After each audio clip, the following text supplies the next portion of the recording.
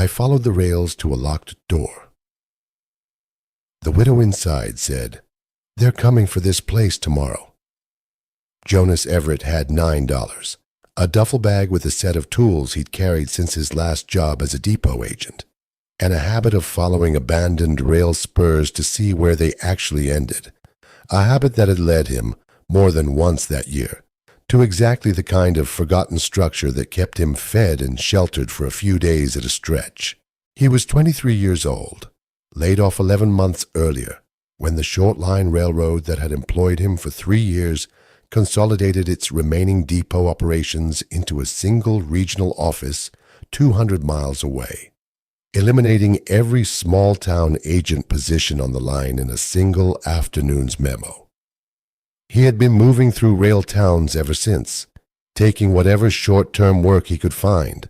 The consolidation memo had used the phrase operational efficiency 3 times in 2 paragraphs, language Jonas had come to understand in the 11 months since as the specific corporate dialect for deciding that a depot agent's actual knowledge of his own station counted for less than whatever a centralized office 200 miles away could theoretically manage instead. He had spent those 11 months relearning, rail town by rail town, that his particular skill with depot operations and freight scheduling mattered a great deal less to most employers than whether he had a fixed address and a reference from the last 6 months, 2 things that grew harder to produce the longer he stayed on the move. He found the old Millbrook Junction depot at dusk on a cold evening in early winter, a squat brick station building standing alone beside a spur line long since disconnected from the main track, its platform overgrown, its windows dark. A faded sign above the door read, "Millbrook Junction, established 1889, and the door itself, when Jonas tried it, was locked, a detail that struck him as unusual, since most structures this thoroughly abandoned rarely bothered securing anything at all anymore. He stood at the platform's edge a long moment, studying the building's brickwork in the fading light, noting the particular care someone had clearly taken to keep the roof line intact and the gutters clear, details that told him, well before he ever knocked, that this depot had not been left to rot the way most abandoned rail structures eventually were. He knocked, more out of curiosity than expectation, and was surprised when, after a long pause, a bolt slid back on the other side and the door opened a cautious few inches, revealing an elderly woman's face, wary but not unkind, studying him in the fading light. "I'm not looking for trouble," Jonas said. "I saw the depot from the rail grade and wondered if anyone was still using it. I didn't expect to find someone actually living here."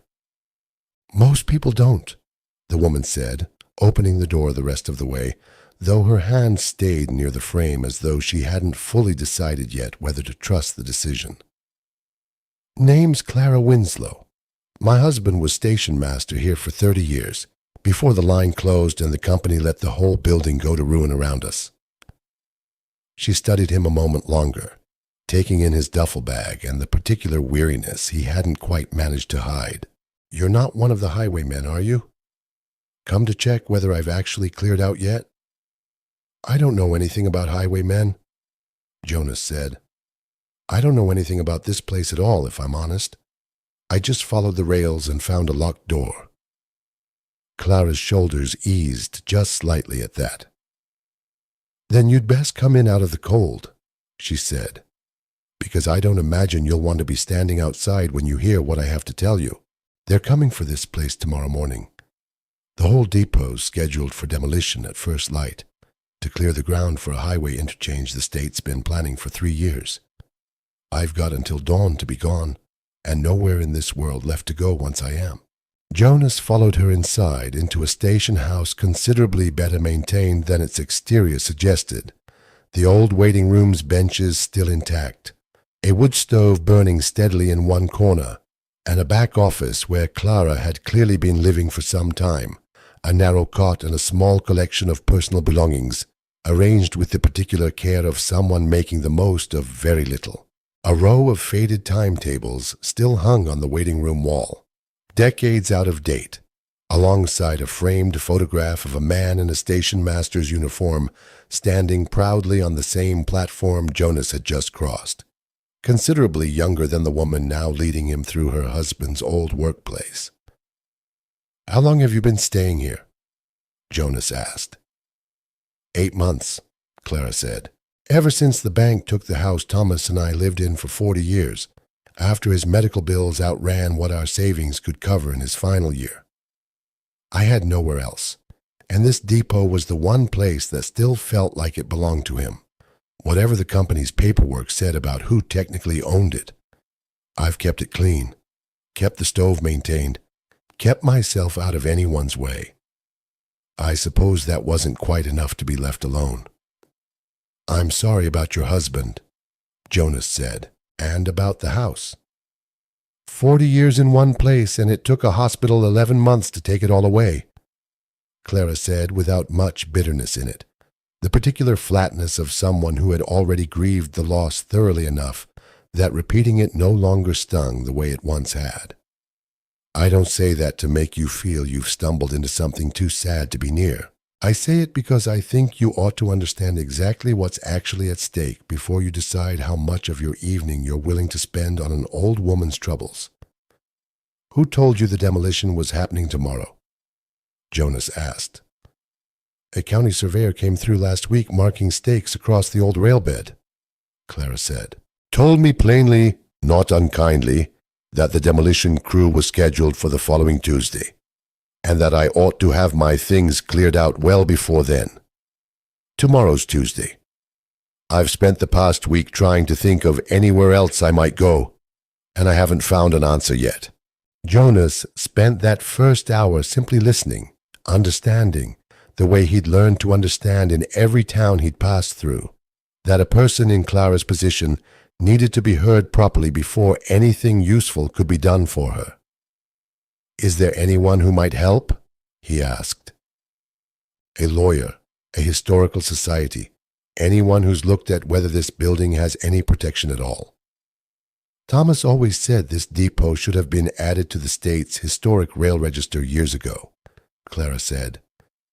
"He tried himself, back when the line first started talking about closing this station, filing an application with the county clerk's office. I don't know what became of it. He died before the process ever concluded, and I've had considerably more pressing matters than paperwork to worry about since. It was in a small filing cabinet in the depot's old office, its drawers still labeled in Thomas Winslow's own careful hand, that Jonas began searching, understanding that if any record of that historic register application existed, it was most likely to be found exactly here, in the one place Thomas had spent 30 years keeping meticulous records of everything that mattered to him. The cabinet held decades of Thomas's own careful documentation, freight manifests, maintenance logs, correspondence with the railroad's regional office, all of it organized with the particular thoroughness of a man who had believed, evidently, that a well-kept record was its own form of quiet protection against a world that too often forgot things that mattered. Jonas worked through drawer after drawer by lantern light, Clara sitting nearby offering context on documents she recognized, both of them racing against a clock neither could see but both understood was running regardless. He found it in the cabinet's bottom drawer, beneath a stack of old freight manifests, a carbon copy of the original application Thomas had submitted to the State Historic Preservation Office 9 years earlier, requesting Millbrook Junction Depot's formal designation as a historic rail structure, along with a follow-up letter, dated 8 months after the original submission, from the Preservation Office itself. The letter, when Jonas read it aloud to Clara, made both of them go quiet for a long moment. It confirmed that the depot had, in fact, been preliminarily approved for historic designation, pending only a final site inspection that the office's own backlog had apparently delayed for years, an inspection that, as far as either of them could tell from the paperwork in hand, had simply never occurred, leaving the designation in an unresolved limbo that neither the state nor the highway department appeared to have accounted for in their demolition planning.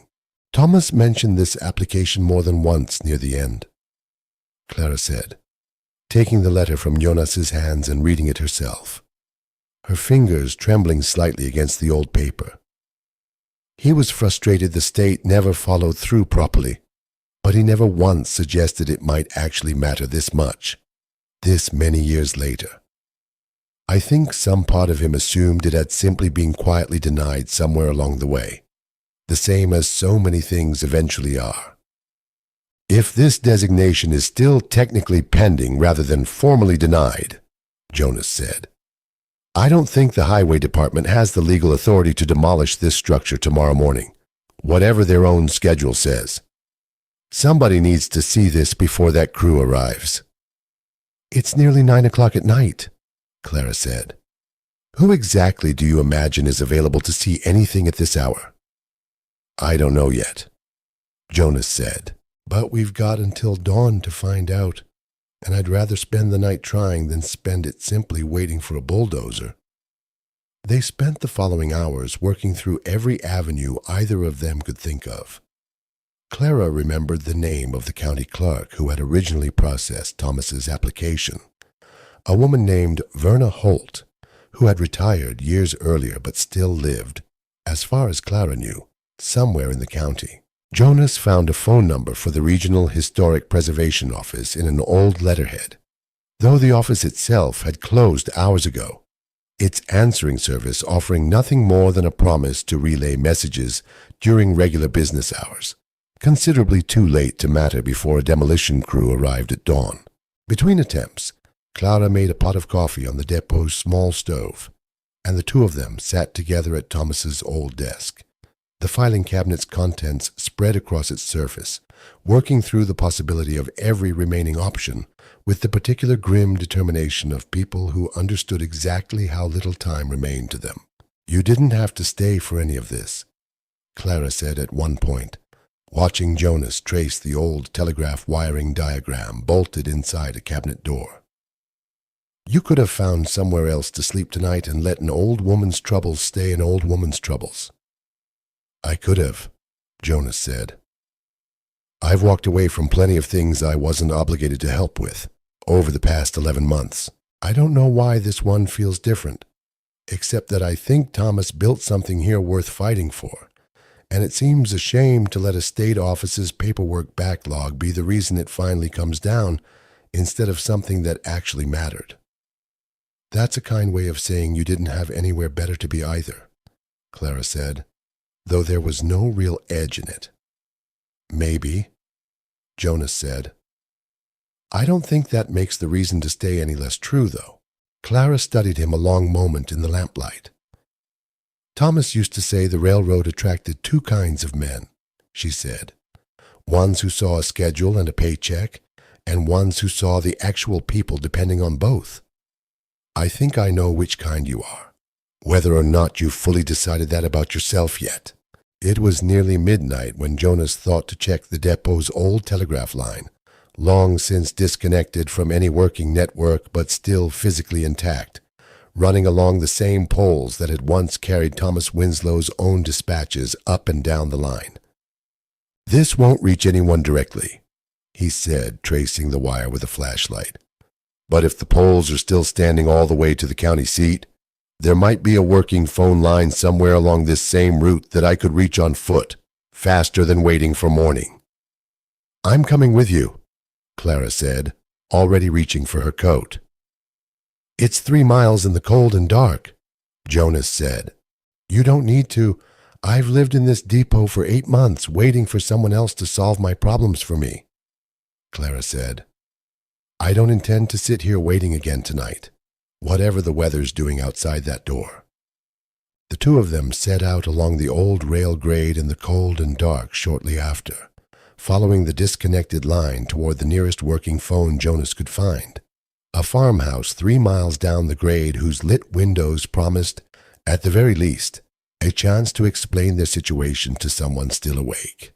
The walk took the better part of an hour, Clara's pace slower than Jonas would have liked given the hour, but her determination never once wavering despite the cold and the uneven footing along the old ballast.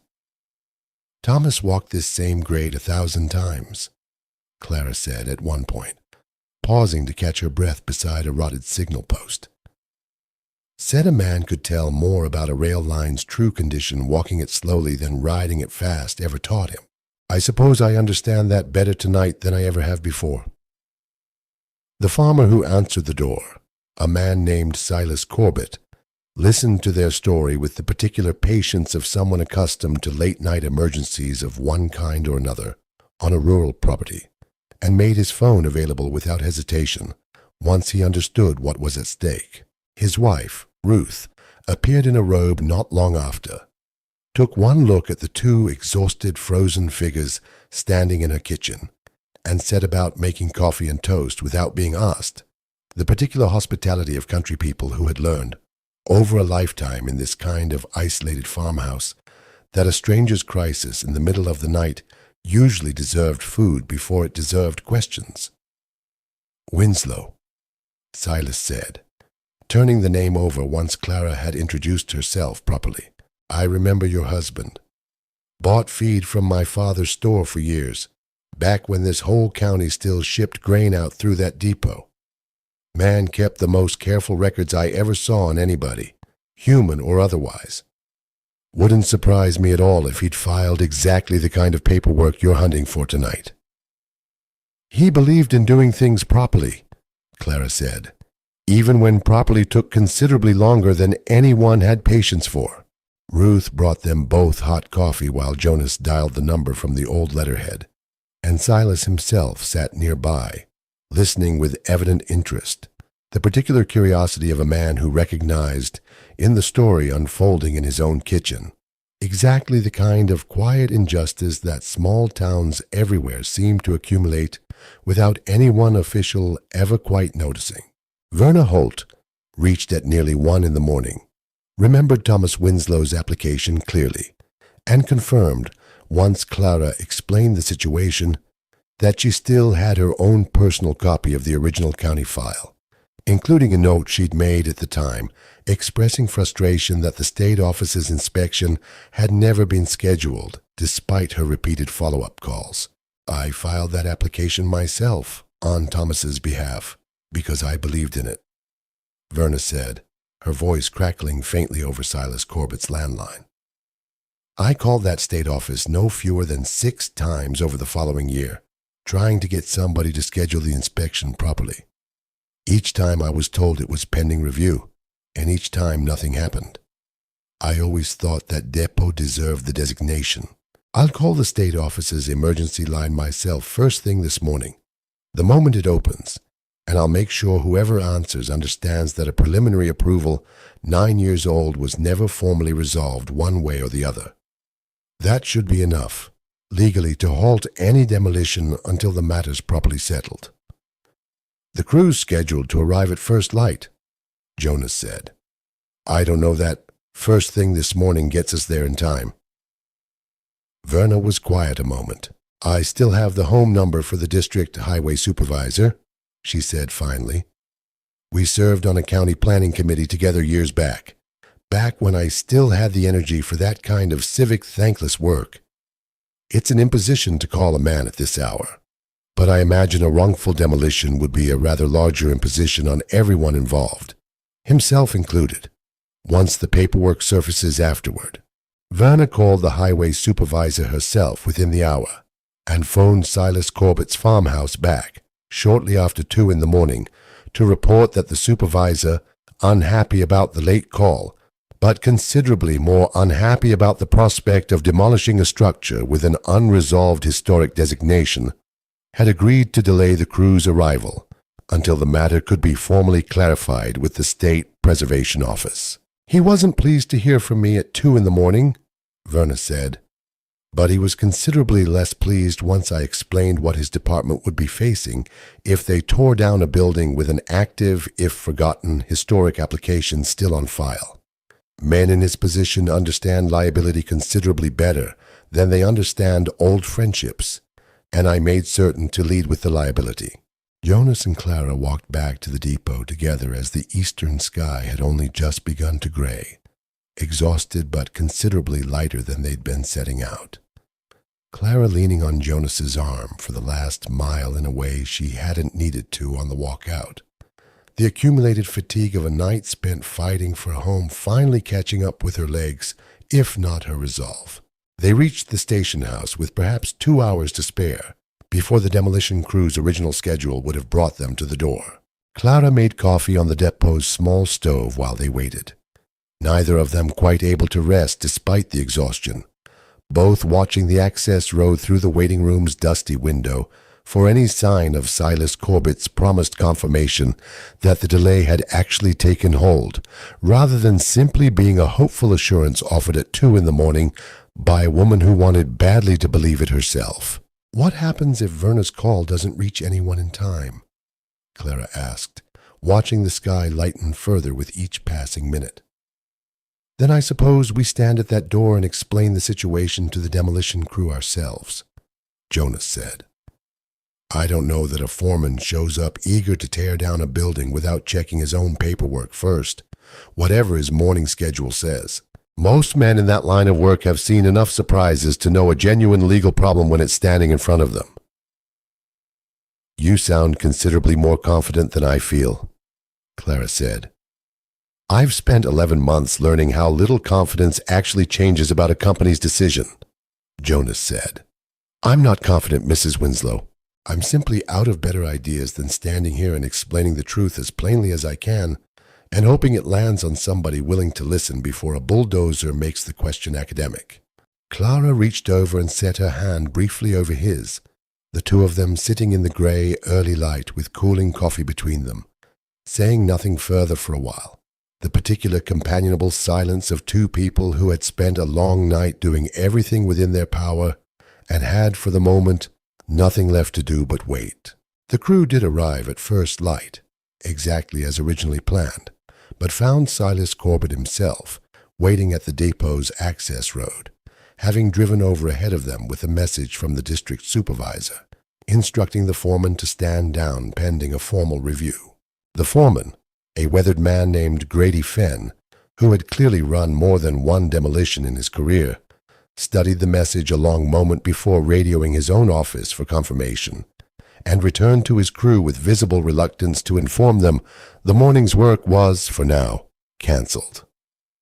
"I don't like a delayed job any more than you like almost losing your home," Fenn told Clara, once his crew had begun packing their equipment back onto the flatbed.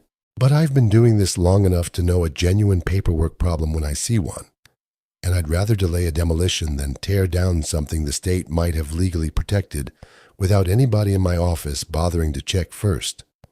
I've torn down buildings before that turned out to matter more than anybody on my crew realized at the time. I don't care to add another one to that particular list." "Thank you for actually listening," Clara said, "rather than simply following the schedule regardless." "Schedules are made by people who aren't standing here looking at what they'd actually be knocking down," Fenn said. "I've learned to trust my own eyes over a clipboard more than once in this line of work." He looked up at the depot's brick facade, weathered but solid, the platform where Jonas and Clara now stood, watching his crew load equipment back onto the flatbed. "Building like this doesn't come cheap to replace, whatever the interchange plans say about clearing the footprint. Seems a shame to lose it over paperwork nobody bothered to double-check."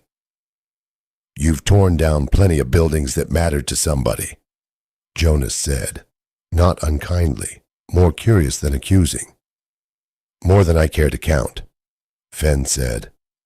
"Most of them deserved it, structurally speaking, whatever sentiment somebody attached to them afterward. This one's different. I could see the difference the moment I got out of my truck this morning, even before the message came through telling me to stand down. Some buildings you can tell were built to last, cared for properly the whole way through. This is one of them." He climbed back into his own truck and paused before pulling away. "I hope it works out for you both," he said, glancing between Jonas and Clara with an expression that suggested he'd drawn his own conclusions about exactly what kind of morning this had actually been for the two of them. "Not every depot gets lucky enough to have somebody willing to walk 3 miles in the cold at midnight to save it," Here's how the State Historic Preservation Office, once Verna Holt's early morning call reached an actual official rather than an answering service, confirmed within the week that Thomas Winslow's original application remained technically active. The promised site inspection simply lost somewhere in a decade-old administrative backlog and expedited a proper review that concluded, within the month, with Millbrook Junction Depot's formal designation as a protected historic rail structure, permanently, removing it from the Highway Department's demolition plans entirely. The Highway Department, faced with a protected structure sitting directly in its planned interchange footprint, ultimately redesigned the interchange's approach to route around the depot rather than through it, a modification the district supervisor later admitted, somewhat sheepishly, could have been accommodated from the very beginning of the planning process if anyone had simply checked the historic register's pending applications before finalizing the route. The redesign added a modest cost to the overall project, a fact the regional paper reported alongside the story of the depot's near demolition, prompting an editorial the following week arguing that the incident should prompt the state to audit its entire backlog of pending historic applications before any future infrastructure project moved forward without checking first.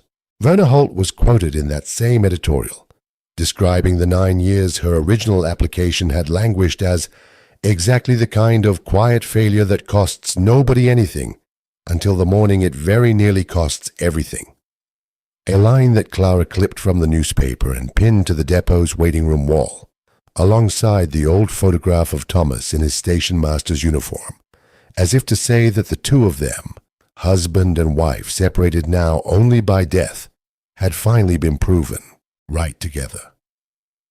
Clara stayed on at the depot, her residence there formalized through an arrangement the state's preservation office helped negotiate once the historic designation made her presence there considerably easier to justify to the Highway Department's satisfaction, and Jonas stayed with her, unwilling, once the immediate crisis passed, to simply walk away from a woman and a building that had both, in their own ways, needed exactly the kind of attention he'd learned to give.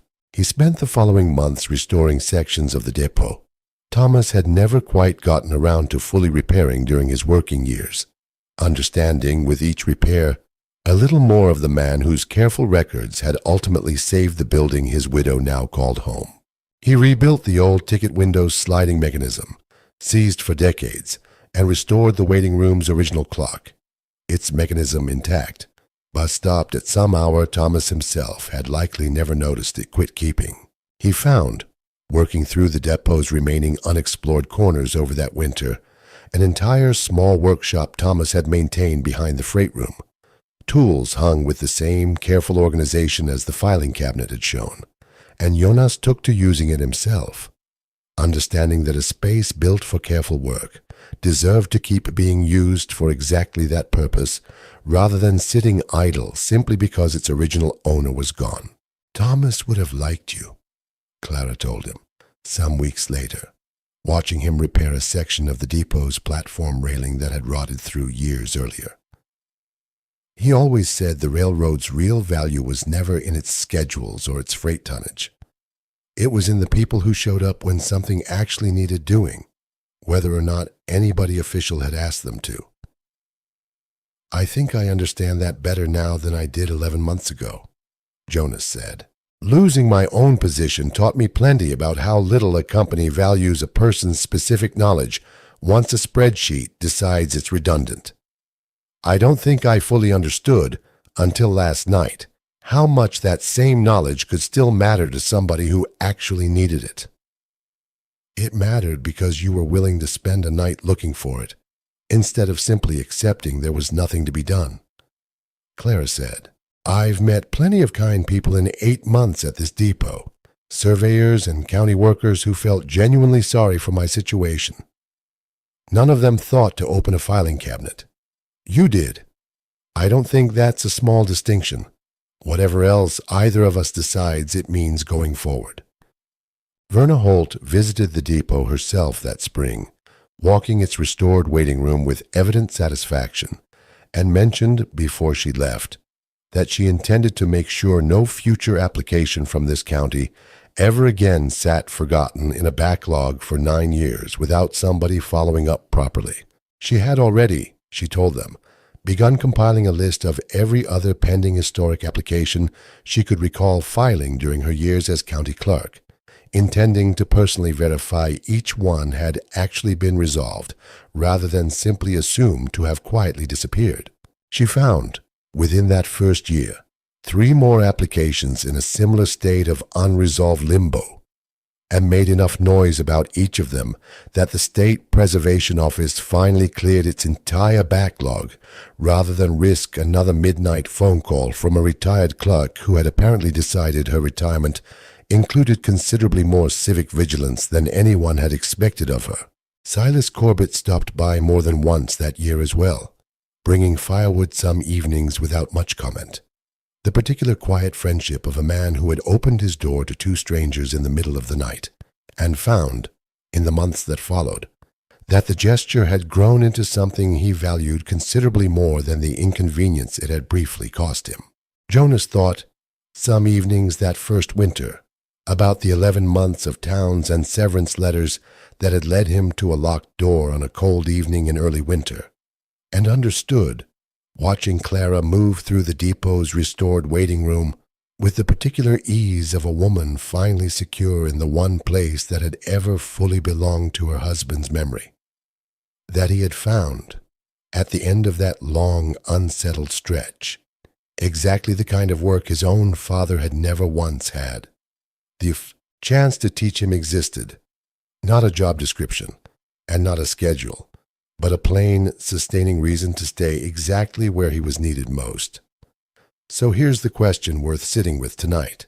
How many important things get lost, not through any single decision, but through the ordinary drift of paperwork nobody thinks to follow up on until the deadline arrives without warning?